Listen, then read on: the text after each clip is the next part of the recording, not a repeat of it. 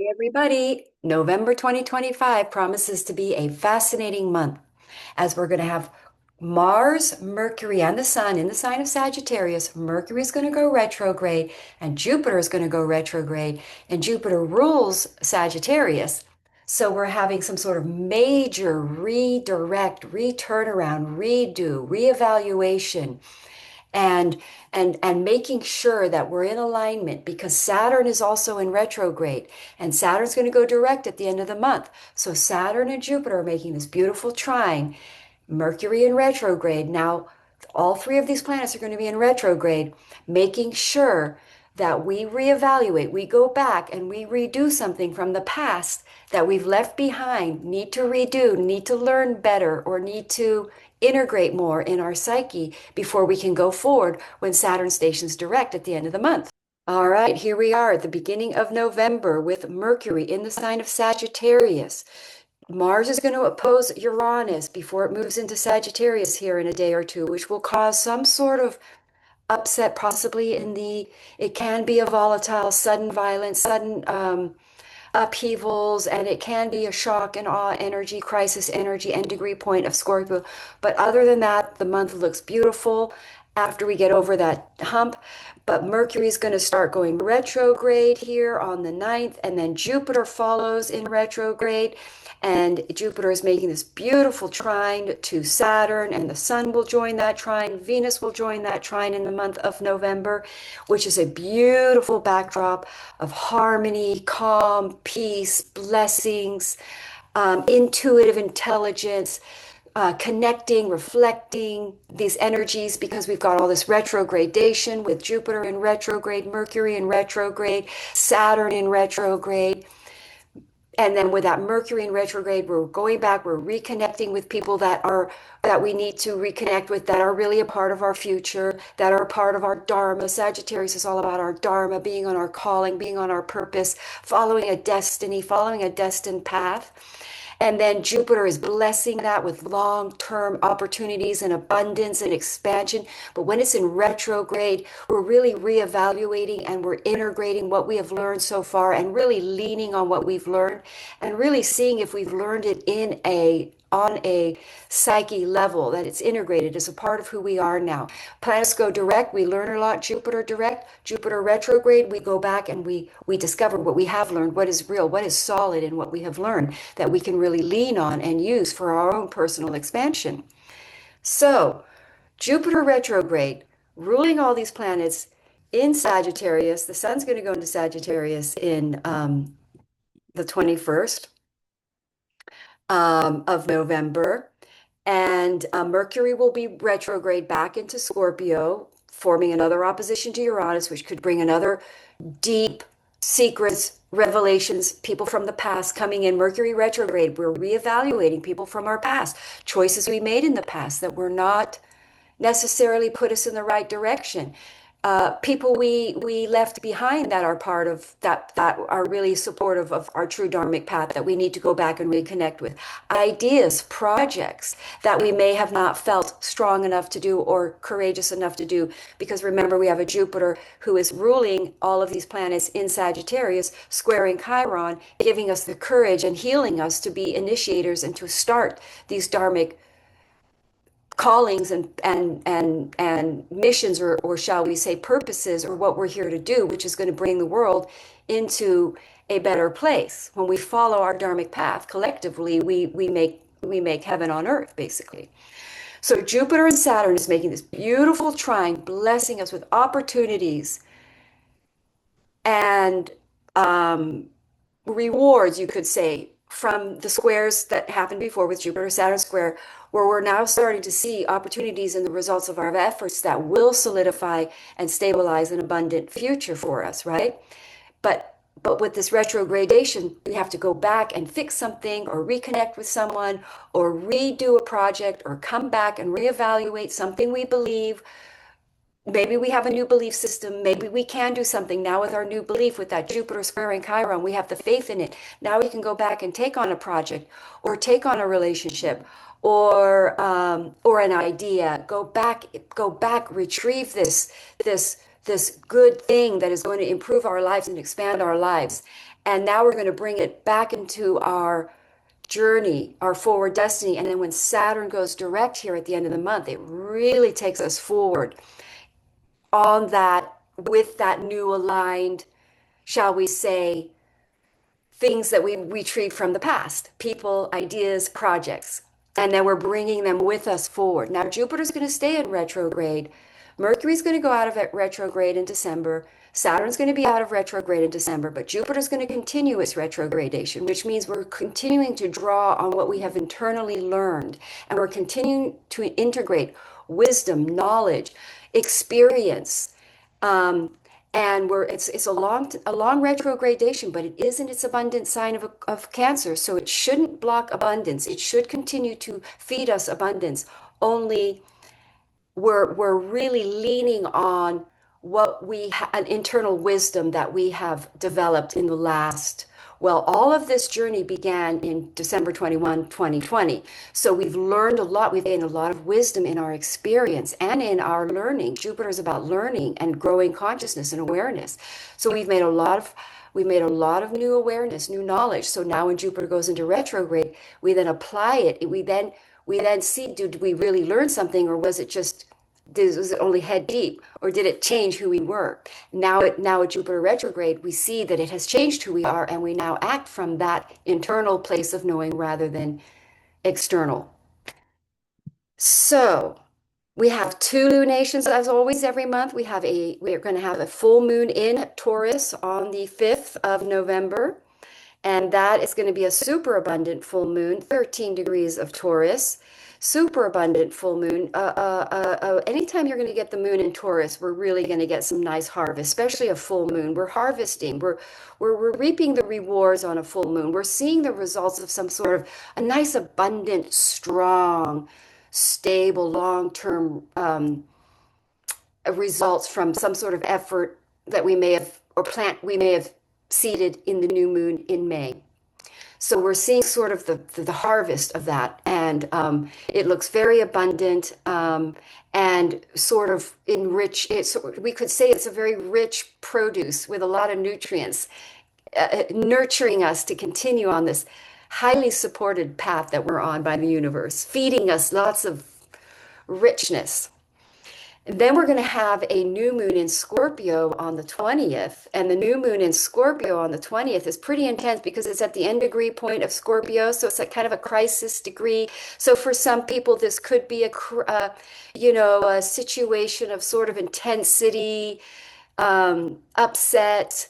But there's a crisis often at the end degree point. But again, it depends on your own personal chart, if it's giving you a harsh angle, but if not, it's a really beautiful new moon where we really clear old fears.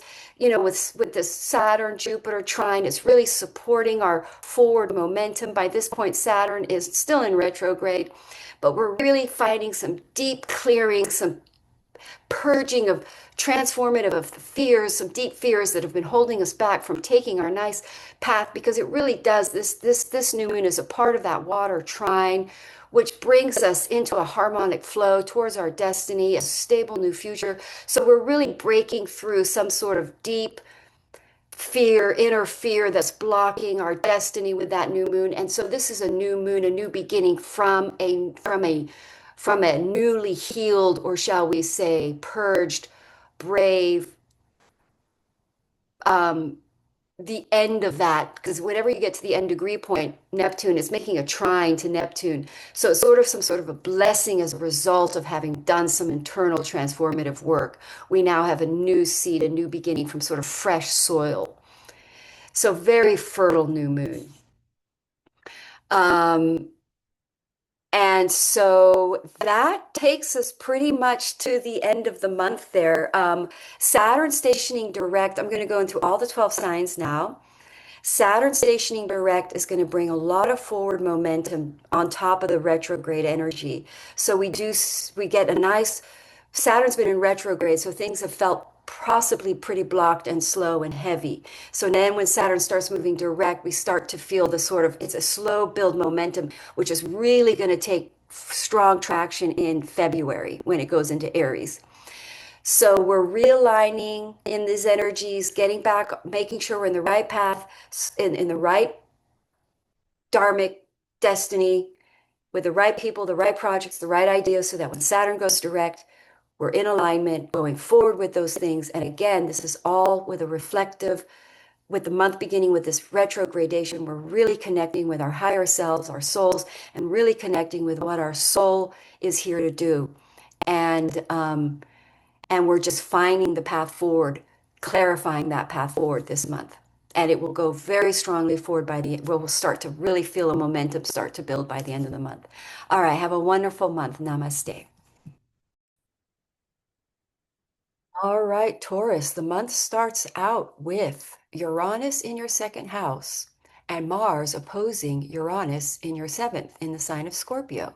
So there could be some intensity around a relationship and finances and a shock, perhaps, that a partner is in debt or there is a conflict. This could be a very sort of out of the blue, sudden conflict around finances, money, or possessions in a relationship.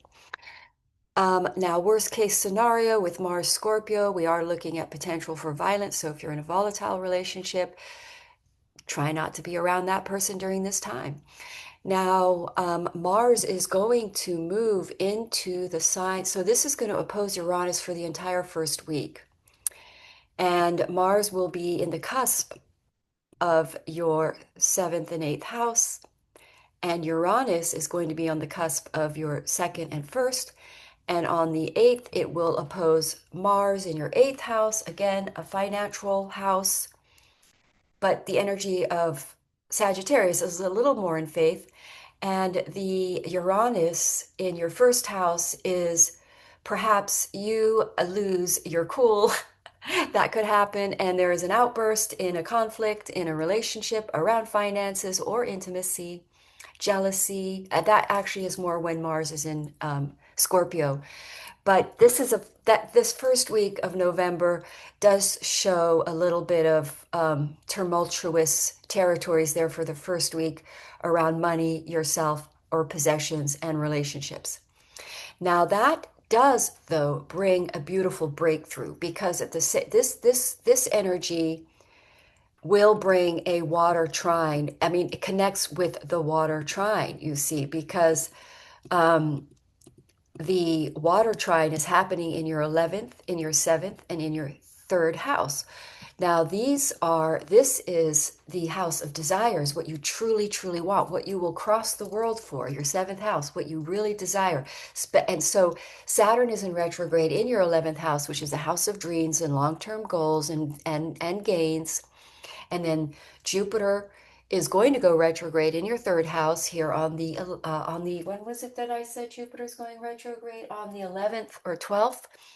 And so you're having this beautiful water trine. So this opposition of Mars Uranus brings some sort of a breakthrough. A problem perhaps in your connection around money intimacy is resolved, and there's a beautiful flow. There's a healing energy around this. Communication with Jupiter in your third house is a very positive, truth, reflective energy with Saturn retrograde. Um, so we then have, let me see, where am I going with this? So with this Jupiter trining Saturn in your 11th house, Jupiter in your third house is media, communication, siblings, short distance travel, people that are around you on a local everyday, like a business can also be a business.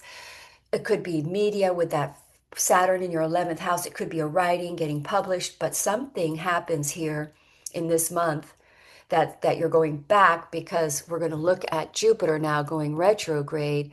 Well, let's get to Mercury retrograde first. There's Mercury going retrograde in your eighth house, where you're probably having to redo some tax papers, loan papers, or again, perhaps redoing something that showed up with that Mars opposition Uranus, maybe brought some financial crisis, which is going to be dealt with Mercury retrograde. But again, all of this is really good. It's disguised as challenging, but it's for the best because whenever you have these eighth house transits, you're clearing debris, you're clearing the plumbing, the lower density blockage energy. So and then it opens up this beautiful flow for like what you really desire, and the third house, there's like some sort of fabulous expansion around communication, media, perhaps writing, or your tribe, or wins, or lucky gains, or dreams. And you're on your dharmic path. This water trine is about Jupiter, is about our true calling, and Saturn and Jupiter are us on our true dharmic path. And Saturn is lining us up with a lot of stability through media, through communication, through that 11th house for the long term, for a stable future. So blessings are going to come to you through the third, seventh, and 11th. Perhaps you meet somebody in social media is your true partner, or you meet new clients, you make new clients or partnership agreements. And the third house there, you're getting a lot of blessings around your social media, or it's a really good time for you to start a website. But again, with the Mercury retrograde, we're redoing it. Somehow you're going back and retrieving people, projects, ideas. And also with the Mercury retrograde, you're looking at your true internal, what you've really learned about money, because it's in your eighth house, and your belief systems around that. So there we are now. We went in on the grand water trine. Now we are looking at the full moon in Taurus, which is a beautiful, abundant full moon. And that is happening in your first house at 13 degrees of um, Taurus. And that is an abundant full moon in your first house. So some really fabulous. This is a harvesting full moon, right? This is the harvest of something was planted, a new seed planted in May, or perhaps an earlier new moon in Taurus. A new version of yourself is born here in this new moon. And perhaps even a relationship instigates in this energy. And you become very clear. And remember, Mercury is out of retro. Wait, no, Mercury has not gone into retrograde yet, but it is in shadow. So a relationship from the past could very much come back in these energies, especially with Saturn retrograde in your 11th, which trines your 7th. Now, this full moon makes a beautiful angle to the nodes. So this new beginning puts you definitely shifting into a relationship. It could be a partnership too, like a business partnership, but some kind of a partnership agreement that really is connected to your long-term, solid stability, financial abundance. This is an abundant moon, full moon, but the nodes and Saturn make an aspect to it, which really shows that this is long-term abundance in alignment with your true calling and purpose. And, long-term wins and gains with that 11th house. There's a really good abundance here for you, Taurus. This is amazing. Okay, so just there's Jupiter going retrograde in your third house, where again, this is going to be communication from people from the past, because the third house is a media house or communication house or information or knowledge. You're rethinking something with the Jupiter in retrograde. You're reevaluating what you've learned and what you know, and whether you really believe it. And remember, this is going to align you with your Dharma and your true path. So you have to sort of maybe redo a website as well, but reevaluate some deep perceptions that may have been out of alignment. And now with a new perception, going inward and really reflecting, you see your truth, and you see that that really helps you. You're aware now more of what your Dharma, what you really desire in the long term to stabilize for yourself. So that when Saturn goes direct at the end of the month, you're in alignment here. You'll feel a lot of momentum in this 11th house with your new tribe, social media, or publishing, or public recognition, or being out in the community and seeing more. And you're clearing karma there too, with tribe friends or connections that or making karmic connections that are not good for you, but that have just been there for because Venus ruled people like to make lots of friends. All right, so now let's go to that full moon in Scorpio in your seventh house. Or yep, it should be showing in your seventh. So let's get you right here. It is in your seventh house of relationships. So this is beautiful. Now, if you feel the urge to go online, social media, and you're single, you might meet your person there, because it makes a gorgeous trine to Neptune, your true divine mate. Now, this is a true partnership, love type of situation, full moon here. New moon. Sorry, it's a new moon. I can't shift the hour because then I won't be on Taurus.